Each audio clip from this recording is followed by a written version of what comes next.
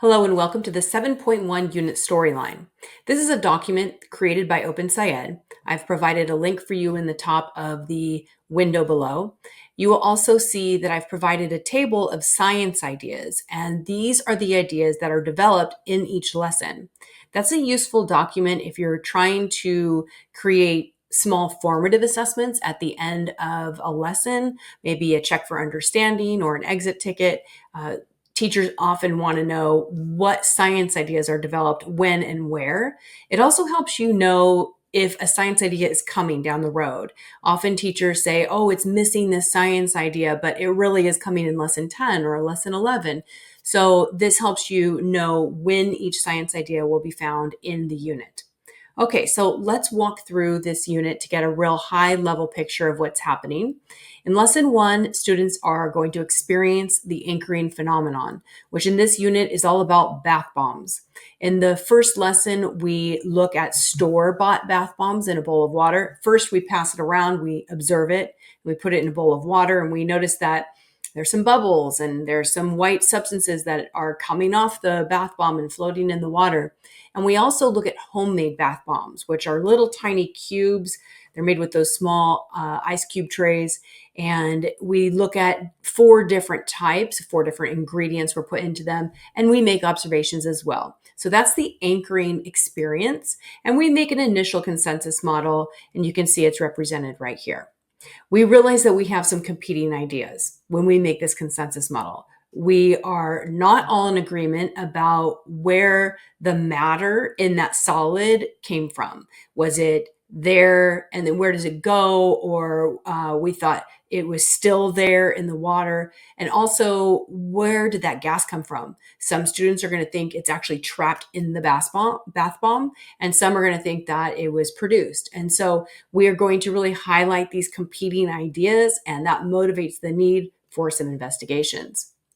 So in lesson 2, you can see that we are going to investigate where that gas is coming from.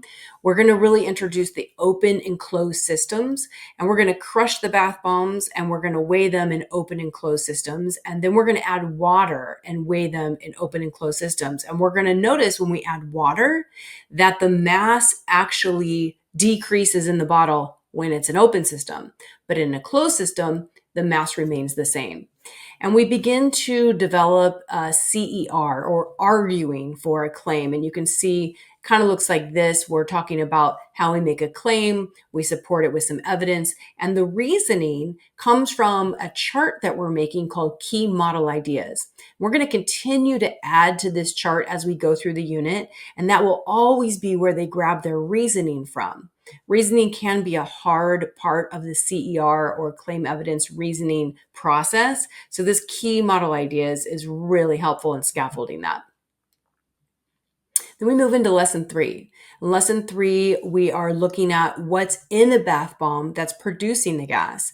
And so we look at the ingredients. We get some ingredient lists for the 4 homemade bath bombs.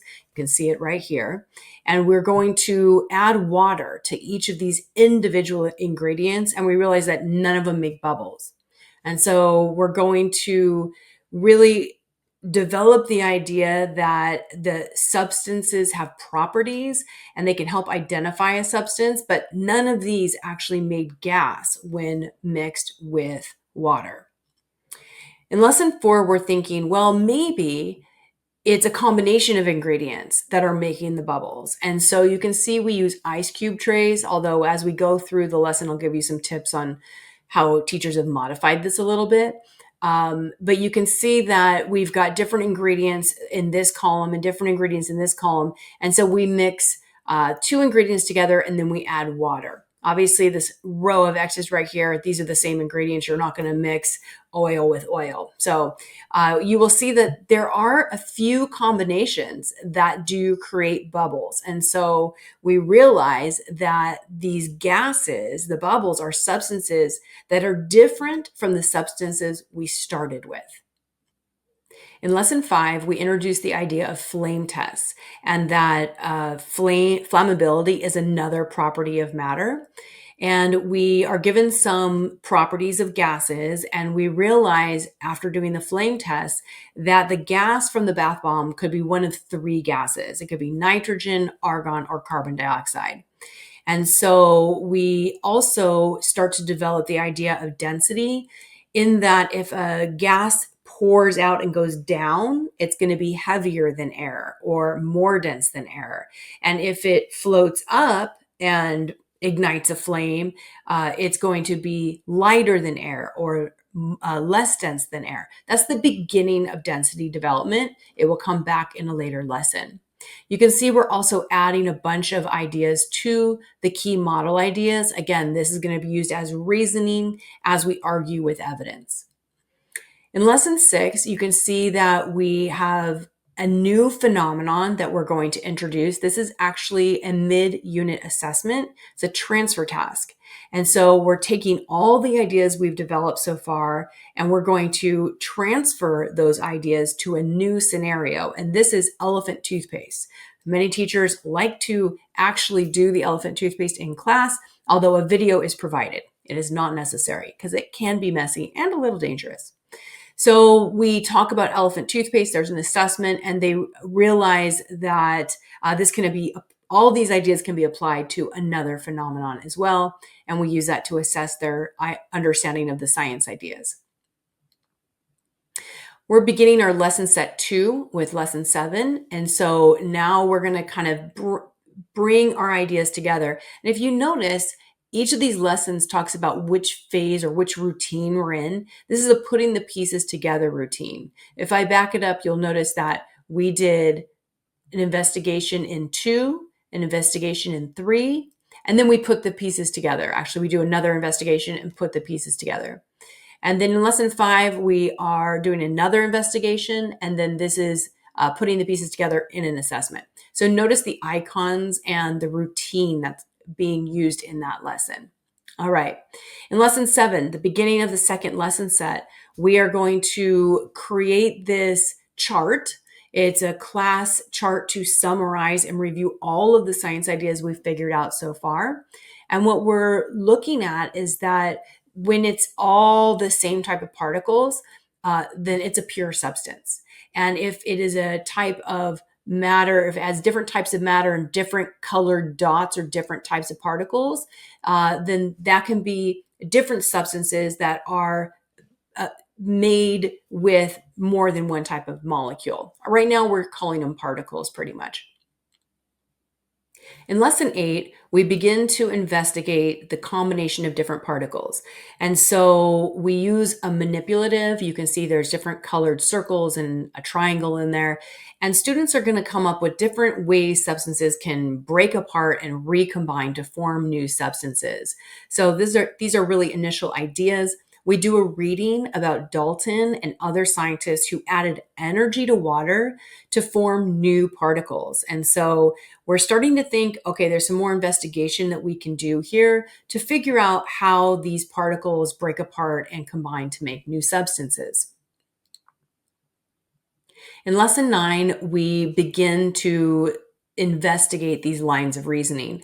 The first one we do is we are going to heat up water, and we're going to collect the water vapor in a flask down below. We're also measuring the mass as this happens. And we also measure the mass and volume of different amounts of water.